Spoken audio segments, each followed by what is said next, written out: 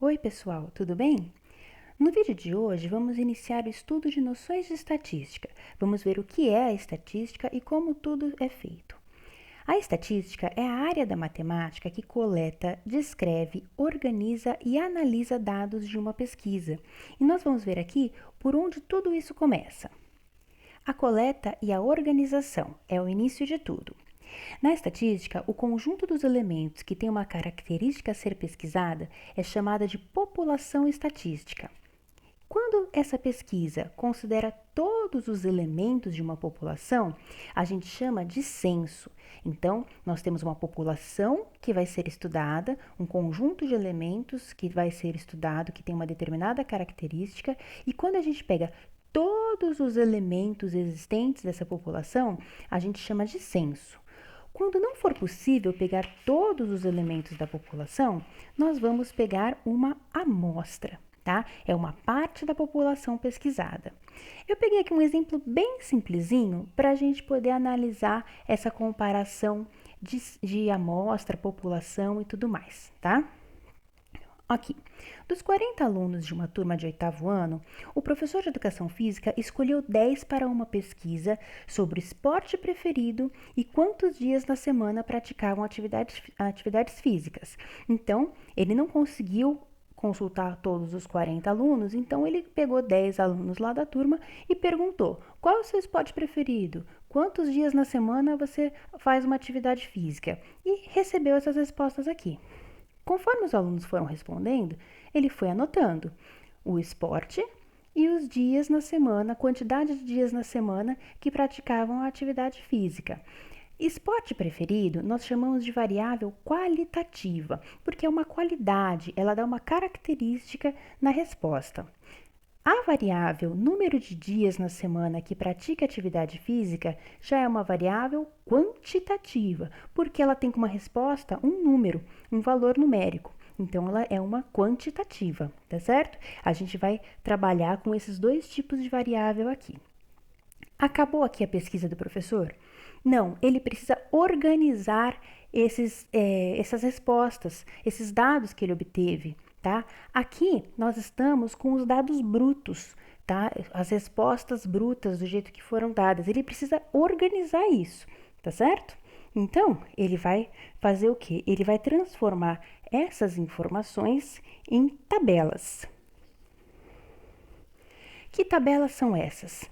São chamadas de tabelas de distribuição de frequências, tá? Ele vai pegar os esportes primeiro, que ele obteve resposta, vai listar esses esportes aqui. Tá vendo? Esporte, número de alunos. Então, ele vai olhar nas anotações dele. Basquete teve uma resposta, natação, duas, vôlei, três, futebol, quatro. É só contar aqui, tá? E aí ele listou aqui o número de alunos que deu cada resposta. Pode-se colocar o total ou não, tá? Nessa tabela não é importante, mas precisa colocar a fonte. Aqui a fonte são dados obtidos pelo professor. Sempre que a gente organiza as informações, a gente precisa colocar a fonte de onde tiramos esses dados, tá? Na outra tabela, mesma coisa, uma organização. Número de dias que pratica atividade física, número de alunos. Aqui eu coloquei número de alunos, mas a gente poderia ter escrito simplesmente a palavra frequência, tá? Frequência absoluta. Então as respostas foram, ó, um dia na semana, 2 alunos. 2 dias na semana, 3 alunos. 3 dias na semana, 4 alunos. 4 dias na semana, 1 aluno. Total, 10 alunos, que a gente já sabia lá no início que era o número de alunos que tinham sido perguntados sobre esse assunto, tá certo? O que a gente vai fazer agora? A gente vai estudar mais profundamente, então, os dados apresentados. Como é que a gente pode ver? O que a gente pode observar aqui? Os dados, eles podem ser apresentados em ordem crescente ou ordem decrescente, tá? Isso vai ser chamado de rol. Esse rol, R-O-L, tá bom? Ele nos dá, assim, a frequência absoluta da pesquisa, como eu falei aqui que a gente pode chamar de frequência absoluta, tá certo? A tabela de frequência que a gente fez aqui, No caso desse problema, ela é bem simplesinha, tá? A gente está falando apenas de 10 indivíduos perguntados. Daria até para a gente avaliar com as respostas em dados brutos. Mas pensa se fosse uma pesquisa com 100 indivíduos, 1.000 indivíduos, 10.000 indivíduos, né? Aí ficaria ruim fazer essas análises só com os dados brutos. É aí que entra a tabela de frequências para a gente poder estudar melhor os dados obtidos. Outra forma de representarmos os resultados obtidos em uma pesquisa é utilizando gráficos. Existem vários tipos de gráficos que nós vamos ver aqui uns exemplos desses tipos que são mais usados, tá? O primeiro gráfico, que é um dos mais comuns, é chamado gráfico de colunas. Olha só, gráfico de colunas, esse aqui. O gráfico de colunas, ele é formado por retângulos, tá vendo? Todos de mesma largura, tá certo? Tem a mesma largura todo mundo, o espaçamento tem que ser o mesmo entre eles também, ok? E as suas alturas, elas estarão representadas no lado aqui, no eixo vertical. Aqui não tem uma reta indicando o eixo vertical, mas a gente consegue visualizar da mesma forma, né? Tem essas linhas mais claras para a gente saber em que altura que está batendo aqui do lado. Tá certo? Nesse exemplo, ele está falando sobre a temperatura máxima no Rio de Janeiro nos dias da semana. Então, a gente vê a altura da barrinha e acha aqui a temperatura correspondente para cada dia da semana, tá certo? Então, gráfico de colunas são retângulos na vertical, tá certo? Com as bases aqui sobre um eixo horizontal e as suas alturas correspondendo aqui no eixo vertical, tá certo? Outro exemplo que nós temos de tipo de gráfico é o gráfico de barras. O gráfico de barras ele é muito semelhante ao gráfico de colunas. Às vezes, os nomes até se confundem aí no dia a dia, tá certo? Mas o gráfico de barras, os retângulos estão na horizontal. As bases dos retângulos continuam sendo todos de mesma largura, tá vendo? Essas bases estão agora sobre o eixo vertical e os comprimentos correspondentes vão ficar sobre o eixo horizontal, tá certo? Reparem que nós sempre precisamos indicar aqui nos eixos a escala utilizada, né, a numeração, o espaçamento tem que ser de acordo com os valores. Então, por exemplo, aqui, ele foi de 2 em 2, ó, 0, 2, 4, 6, 8, 10. Então, a cada 2 unidades, ele usou esse tamanho. Então, tem que ser sempre o mesmo tamanho para manter a escala, tá certo? Na vertical, aqui ele está falando sobre o quanto você gosta de cada tipo de doce. Ele deu os doces aqui na vertical, né? E o nível de gosto médio aqui, a nota que a pessoa dá de 0 a 10 para cada tipo de doce. E sempre tem o quê? Um título. Todo gráfico precisa de um título para a gente saber do que se trata, para a gente saber qual é a pesquisa que está sendo analisada aí nessa figura. O terceiro tipo de gráfico que nós vamos ver aqui é o gráfico de setores, também chamado de gráfico de pizza. Tá? O gráfico de setores, nele as frequências elas são representadas por setores, como o nome já diz, fatias, certo? Do círculo, cuja área é proporcional à frequência. Então, frequências maiores têm fatias maiores, frequências menores têm fatias menores, certo? Ele pode ser colorido ou preto e branco, mas cada fatia tem que ter uma cor ou uma intensidade. Tá? Então, nós representamos geralmente em porcentagem, pode ser usada a frequência também, mas quase sempre é utilizada em porcentagem, tá certo? E aqui no gráfico de setores, a gente usa muito para comparar as respostas, os dados entre si e em relação ao total. Então, ele é muito interessante quando a gente quer fazer essa comparação entre os resultados obtidos, maior, menor, em relação ao total, se foi muito, se foi pouco. Então, o gráfico de setores ele é bem prático para esse tipo de análise. No gráfico de setores, o total, o 100%, corresponde a todo o círculo que a gente estiver analisando. Então, por isso que é muito interessante também o uso desse gráfico, certo? Porque se a gente quer falar do total, a gente pode falar de todo o círculo, pode representá-lo por todo o círculo.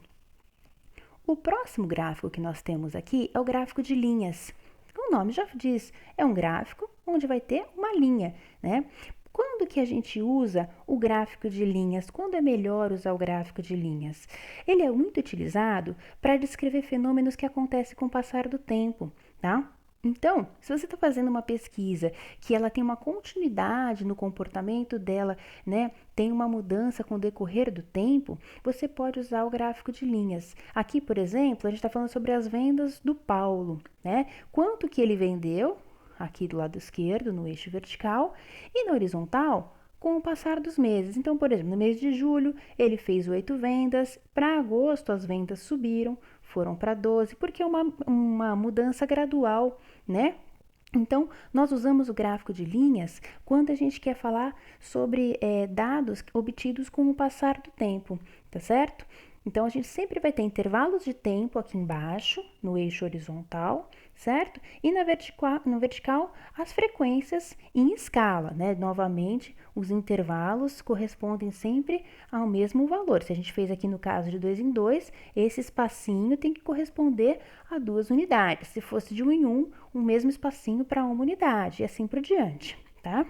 O gráfico de linhas, ele é muito interessante também para ser usado como gráfico de múltiplas entradas, tá? Existem vários tipos de gráfico de múltiplas entradas. Ele pode ser de linha, de coluna, de barra, de vários tipos.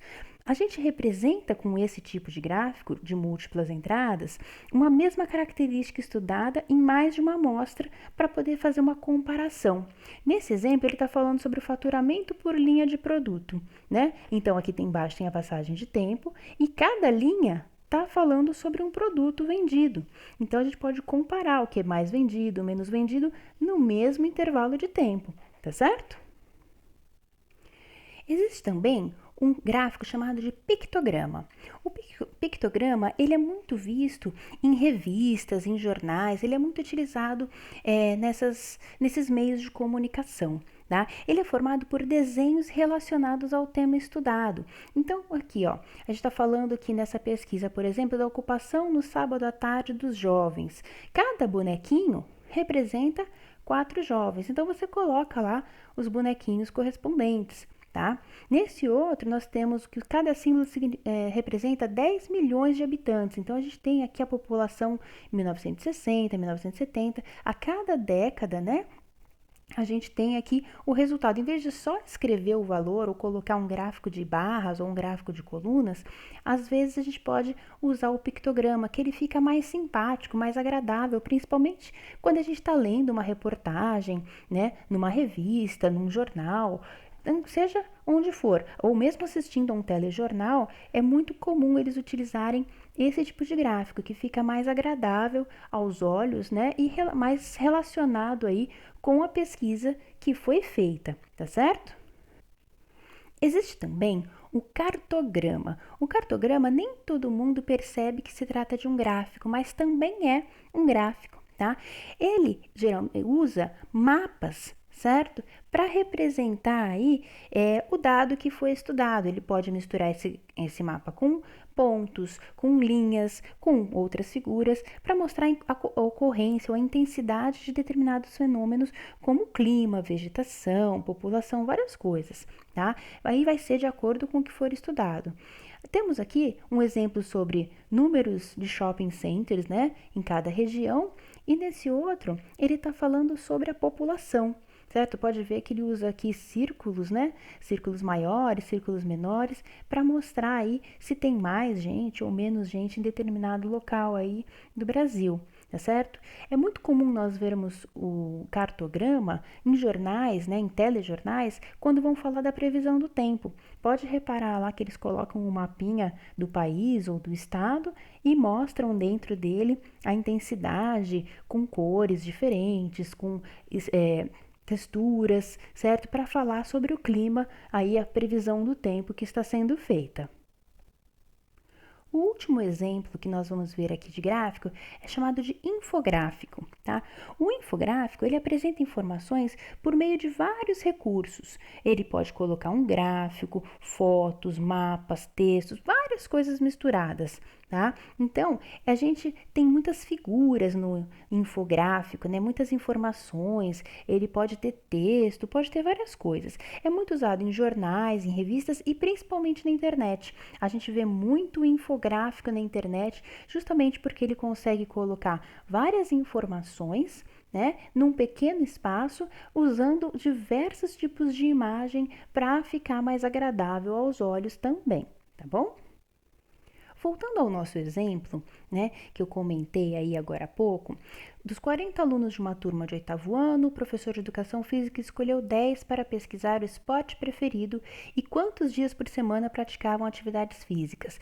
Nós pegamos os dados brutos, transformamos em tabela e agora aqui temos dois gráficos. Eu peguei dois gráficos mais simples, tá, para a gente poder avaliar. E o que nós temos aqui? No primeiro gráfico, a gente tem, eu fiz um gráfico de colunas, certo? Na horizontal, eu coloquei o número de alunos, certo? O número de alunos aí que preferem, na verdade está invertido isso daqui, eu peço até desculpas, ó. Aqui é o esporte e aqui é o número de alunos. Pronto, ó, correção ao vivo, certo? Foi bom porque aí a gente consegue comparar com o outro gráfico aqui. Na horizontal, perdoe-me, tem aí o esporte, tá certo? Tem o futebol, vôlei, natação, basquete e na vertical o número de alunos que deu cada resposta. A coluninha, ela vai até a altura correspondente. Então, foram 4 alunos que responderam futebol. Então, a coluninha vai até a altura do número 4. Vôlei vai até a altura do número 3, tá vendo? Aqui minha folha quadriculada fica até mais fácil da gente observar, certo? Quando a gente está numa folha em branco, o que pode ser utilizado? Pode ser feito um tracejadinho aqui, ó, bem fraquinho para a gente poder enxergar melhor em que altura que chega. Mas folha quadriculada é perfeito para desenhar os gráficos, certo? Então, cada coluninha aí tem a altura correspondente com aquela tabela que a gente fez antes aí, certo? Eu tenho o título da minha pesquisa, eu tenho os dois eixos indicando o que cada eixo, né, mostra, certo? No caso, esporte, número de alunos e embaixo a fonte, dados obtidos pelo professor, certo? Nesse outro gráfico, nós temos a outra tabela, a segunda tabela. Aqui eu fiz um gráfico de barras, certo? Então, eu tenho na horizontal número de alunos, agora sim. Na vertical, o número de dias na semana que pratica atividade física, que é o que nós estamos pesquisando, certo? Coloquei 1, 2, 3, 4 dias. E as barrinhas, o comprimento delas indicam aqui na horizontal quantos alunos responderam. Então, ó, um dia na semana foram 2 alunos, 2 dias na semana, 3 alunos, 3 dias na semana, 4 alunos, 4 dias na semana, 1 aluno. E embaixo, novamente, a fonte, que são os dados obtidos pelo professor.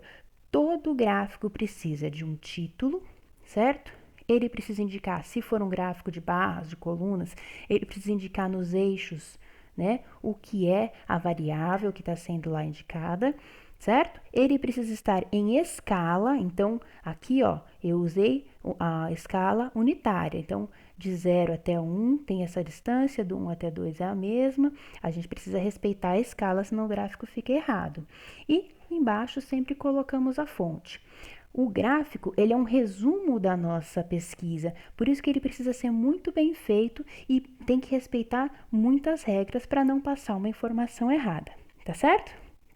Esse aqui foi, então, uma breve introdução, né, às noções de estatística, que nos próximos vídeos a gente vai continuar estudando vários dados relacionados, várias outras coisas relacionadas à estatística. Tá certo?